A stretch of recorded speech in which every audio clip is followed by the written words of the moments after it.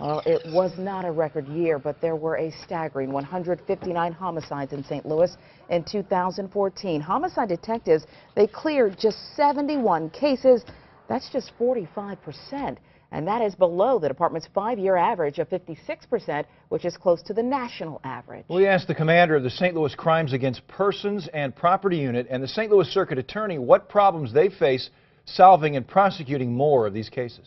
In a year where there's 159, where you spend more time doing your scene investigation, writing a scene report, the lab gets backed up that much more because there's that much more physical evidence that needs to be processed. Captain Mike Sack oversees the homicide department. He says volume can be a problem because when you have so many cases, you just don't have as many resources to conduct each investigation.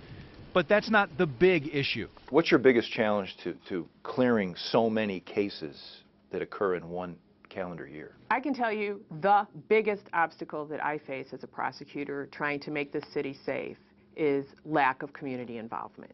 That is the #1 reason that we're not able to hold dangerous felons accountable. St. Louis Circuit Attorney Jennifer Joyce says people won't get involved with police or prosecutors for a variety of reasons. They think someone else will do it, or video and science will solve the case, or they don't trust police. I think that there is a great degree of distrust on the part of many members of the community against law enforcement and against prosecutors too. There's no question about it. There's been that tradition, a culture out there, don't talk to the cops, don't tell them what's happening. Both believe community policing will help build that trust, and both say they need your help to solve murders and prosecute killers. Police can't solve all these crimes ourselves. We can only rely on the science so much, the availability of video so much. We do need citizens' help. We need the public. We can't do it without the public. You could have 1 million police officers, 1 million prosecutors. If you don't have an engaged citizenry, you're never going to solve this problem.